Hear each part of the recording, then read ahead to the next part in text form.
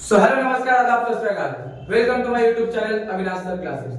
आज की वीडियो में हम लोग बात करने वाले हैं फाइनेंशियल मैनेजमेंट के चैप्टर 1 लिवरेज का सेकंड टॉपिक के बारे में। तो इससे पहले हम फर्स्ट क्लास करवाए थे, जिसका वीडियो अगर आप लोगों ने नहीं देखा है तो आप डिस्क्रिप्शन पे लिंक है, वहां से जाके आप लोग देख सकते हैं।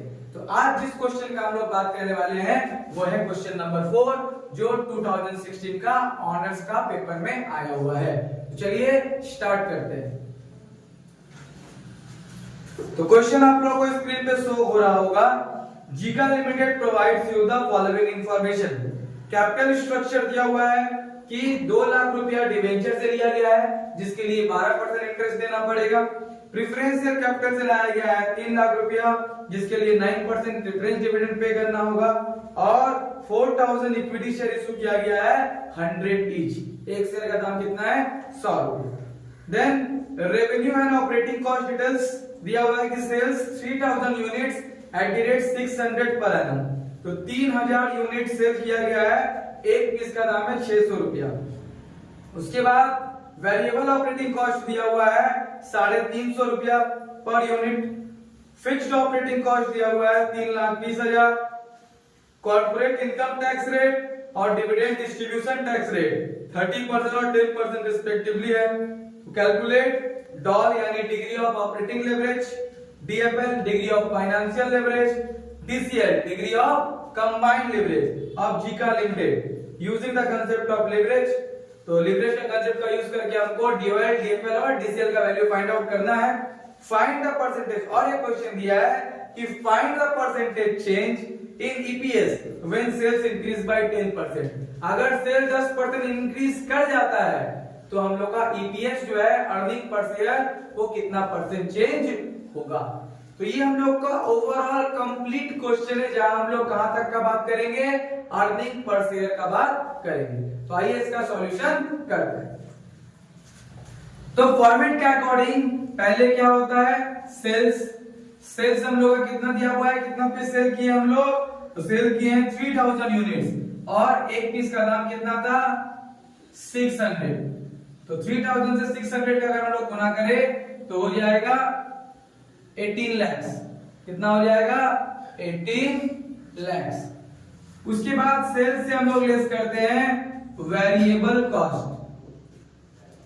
तो वेरिएबल कॉस्ट कितना रुपया पर यूनिट दिया हुआ है? 350 रुपीस पर यूनिट दिया हुआ है। तो 3000 जो सेल किए हैं, 3000 इंटू कितना करेंगे? 350। तो मल्टीप्लाई करके आएगा 10,50,000 रुपया। तो सेल से वेरिएबल कॉस्ट माइनस करने के बाद हम लोगों का आता है कंट्रीब्यूशन। तो 18 लाख में से 10,50,000 आप लोग माइनस करते हो तो आएगा 7,50,000, 7,50,000। उससे हम लोगों को लेस करना पड़ता है फिक्स्ड कॉस्ट।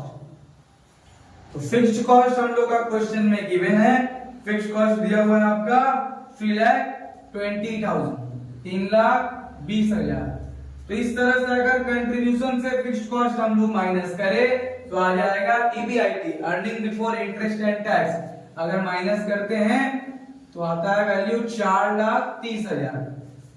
देन हम लोग को माइनस करना पड़ता है इंटरेस्ट। तो इंटरेस्ट आप लोग यहाँ पे देखिए कि साफ साफ नहीं दिया हुआ इंटरेस्ट, अलग से कुछ इंटरेस्ट या फिक्स्ड फाइनेंशियल कॉस्ट नहीं दिया हुआ है। तो डिवेंचर का जो वैल्यू है उसके बगल में कितना परसेंट है? 12%। यानी जो हम लोग डेट के रूप में पैसा लिए हैं उसका ऊपर 12% इंटरेस्ट हमको पे करना होगा। तो डिवेंचर से हम लोग कितना पैसा लिए थे? 2 लाख, और इंटरेस्ट वहां पे कितना है? 12% इंटरेस्ट के हिसाब से। तो 2 लाख का 12% हम लोग निकालेंगे तो आएगा 24,000। तो ईबीआईटी से इंटरेस्ट को माइनस कर दिया जाए तो अपना क्या आ जाता है? अर्निंग बिफोर टैक्स, जो होगा 4,06,000, 4,06,000। उसके बाद लेस करेंगे इसमें से टैक्स। तो टैक्स हम लोग का यहाँ पे क्वेश्चन में दिया हुआ है 30%। इनकम टैक्स कितना है? 30%। तो 4,06,000 का हम लोग कितना परसेंट निकालेंगे? 30%। तो 4,06,000 का अगर हम लोग 30% निकालते हैं तो आ जाएगा 1,21,800, 1,21,800। उसके बाद अर्निंग बिफोर टैक्स से टैक्स माइनस करने पे आ जाता है हम लोग का अर्निंग आफ्टर टैक्स। तो माइनस अगर किया जाए तो 2,84,200 2,84,200 आएगा earning after tax. Earning after tax आने के बाद हम लोग को लेस करना पड़ता है प्रेफरेंस डिविडेंड।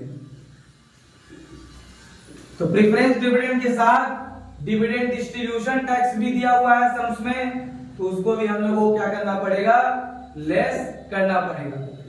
तो प्रेफरेंस डिविडेंड किस तरह से निकलेगा, डिविडेंड कितना, मतलब कौन सा शेयर के ऊपर डिविडेंड दे रहे हैं हम लोग, preference share. Preference share capital लेके आए थे 3 लाख और डिविडेंड का रेट है वहां पे 9%, तो 3 लाख का 9% निकालेंगे तो हो जाएगा 27,000 और इसी के ऊपर हमको डिविडेंड डिस्ट्रीब्यूशन टैक्स पे करना है 27,000 का 10%। डिविडेंड डिस्ट्रीब्यूशन टैक्स कितना दिया हुआ है 10%, तो 27,000 का 10% निकालेंगे 2700, दोनों ऐड होगा तो हो जाएगा 29,700। ये हम लोग को क्या करना पड़ेगा, लेस। तो प्रेफरेंस डिविडेंड लेस हो जाने के बाद हम लोग का क्या आ जाता है, earnings available to equity share holder, जिसको हम लोग EAES से भी डिनोट करते हैं। तो वो कितना हो जाएगा, 2,84,200 से 29,700 माइनस हुआ है, तो 2,84,200 से 29,700 अगर हम लोग माइनस करें तो हम लोग आ जाएगा 2,54,500, 2,54,500 रुपया। उसके बाद हो जाएगा नंबर ऑफ शेयर,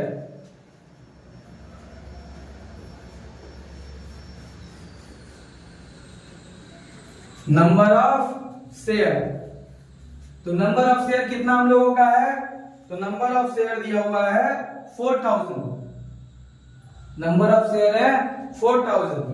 तो अर्निंग पर शेयर निकालने के लिए EAES को नंबर ऑफ शेयर से डिवाइड किया जाता है। तो EAES को अगर हम नंबर ऑफ शेयर से डिवाइड करेंगे तो 2,54,500 डिवाइड बाई 4,000 तो आ जाएगा 63.625। कितना आ जाएगा हम लोग का, 63.625। तो अर्निंग पर शेयर आ जाता है 63.625। तो इस तरह से हम लोग क्या निकाल लिए, अर्निंग पर शेयर। तो क्या हुआ, पहले सेल से लेस हुआ वेरिएबल कॉस्ट, तो क्या आ गया कंट्रीब्यूशन, कंट्रीब्यूशन से हम लोग फिक्स कॉस्ट माइनस करेंगे तो EBIT से जब इंटरेस्ट लेस किया जाता है तो अर्निंग बिफोर टैक्स आता है। अर्निंग बिफोर टैक्स से हम लोग जब टैक्स लेस करते हैं तो अर्निंग आफ्टर टैक्स, देन उससे हम लोग प्रेफरेंस डिविडेंड और डिविडेंड डिस्ट्रीब्यूशन टैक्स लेस करेंगे तो earnings available to equity share holder आता है। उससे नंबर ऑफ शेयर डिवाइड करने पर अर्निंग पर शेयर आ जाता है। तो इस तरह से हम लोग क्या अर्निंग पर शेयर निकाल सकते हैं। उसके बाद क्वेश्चन में हम लोग को लीवरेज कंसेप्ट का यूज करके डॉट DFL और TCL का वैल्यू निकालने के लिए बोला गया है। तो DOL का फॉर्मूला होता है कंट्रीब्यूशन डिवाइड बाय EBIT। तो हम लोगों का सम्स में कंट्रीब्यूशन कितना दिया हुआ है, तो कंट्रीब्यूशन यहाँ पे आया हम लोगों का 4,30,000, तो हम लोग 4,30,000 लिखेंगे। EBIT कितना है क्वेश्चन में, तो EBIT क्वेश्चन में दिया हुआ है, एक सेकंड, कंट्रीब्यूशन लो कितना है 7,50,000, कंट्रीब्यूशन कितना दिया हुआ है 7,50,000 आया हुआ था और EBIT कितना आया हुआ था 4,30,000। दोनों को डिवाइड करेंगे 7,50,000 डिवाइड बाय 4,30,000 तो 1.744, तो 1.74 हो जाएगा हम लोगों का DOL। अब हम लोग निकालेंगे DFL। तो DFL का हम दो फॉर्मूला बताए थे, एक प्रेफरेंस डिविडेंड रहेगा तो और एक प्रेफरेंस डिविडेंड नहीं रहेगा तो। जो हम पहला क्वेश्चन बताए थे उसमें प्रेफरेंस डिविडेंड का कोई कंसेप्ट नहीं था, इसलिए नॉर्मल फॉर्मूला लगा था। लेकिन यहाँ पे प्रेफरेंस डिविडेंड है तो इसलिए इस केस में कौन सा फॉर्मूला लगेगा, जो सेकंड वाला दिखाए थे, EBIT divide by EBT minus preference dividend plus dividend distribution tax divide by 1 minus T। तो ईबीआईटी कितना है? तो ईबीआईटी हम लोगों का आया हुआ है 4,30,000, उसको लिखे। ईबीटी कितना है? तो ईबीटी हम लोगों का आया हुआ है 4,06,000। फिर प्रेफरेंस डिविडेंड और dividend distribution tax, preference dividend और डिविडेंड डिस्ट्रीब्यूशन टैक्स जोड़ के कितना है? 29,700, वो वैल्यू लिखाएगा। देन है 1 माइनस टी, टी का मतलब यहाँ पे क्या है? टैक्स। तो टैक्स यहाँ हम लोग का दिया हुआ था 30%, तो 30% को अगर डेसिमल में चेंज किया जाए तो 0.3 होता है। तो 1 माइनस टी का मतलब 1 माइनस 0.3, तो कितना हो जाएगा? 0.7। तो यहाँ पे कितना हो जाएगा? 0.7। सबको क्लियर हुआ होगा 0.7 कहां से आया? 1 माइनस टी मतलब, टी का मतलब यहाँ पे क्या है? टैक्स, जो कि 30% था। तो 30 डिवाइड बाई 100 करेंगे तो कितना आ जाएगा? 0.3। 1 माइनस टी है तो 1 माइनस 0.3 किए तो कितना हो गया? 0.7।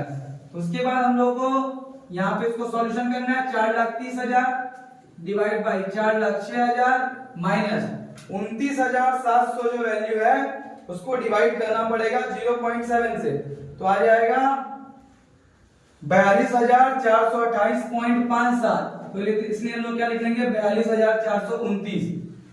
देन 4,30,000 जैसे है वैसे ही हुआ। 4,06,000 से हम लोग माइनस करेंगे 42,429, तो आ जाएगा 3,63,571।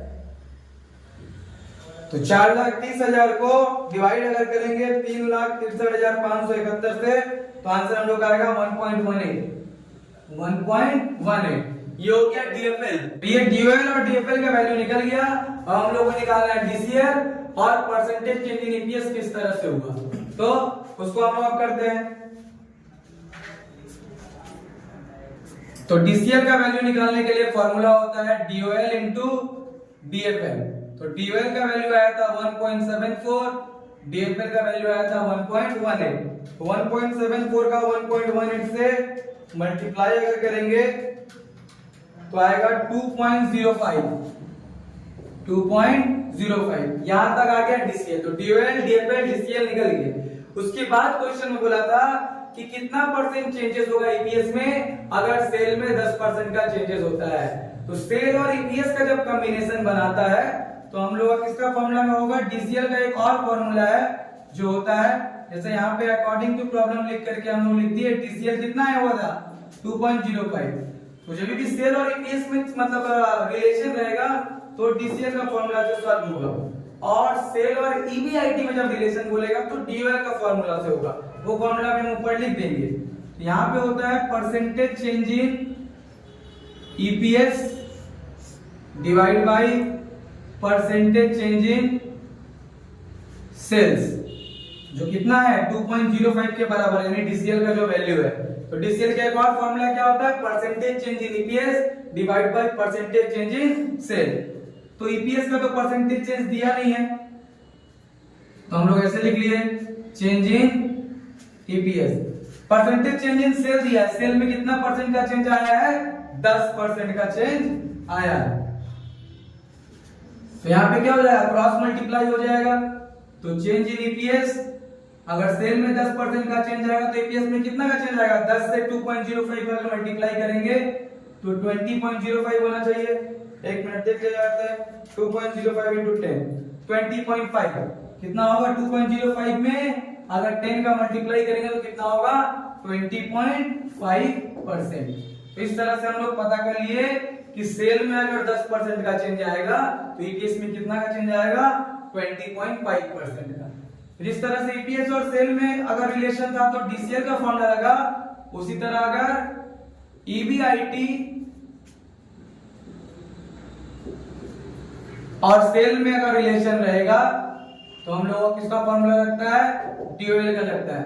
इसका फॉर्मूला क्या होता है? Percentage change in EBIT divide by percentage change in sale. ये भी आप लोग को आगे कोई सम्स में आ सकता है। यदि ईपीएस और सेल में चेंजेस रहेगा, रिलेशन रहेगा तो डीसीएल का फॉर्मूला आएगा, और ईबीआईटी और सेल में अगर रिलेशन देगा तो डीओएल का फॉर्मूला।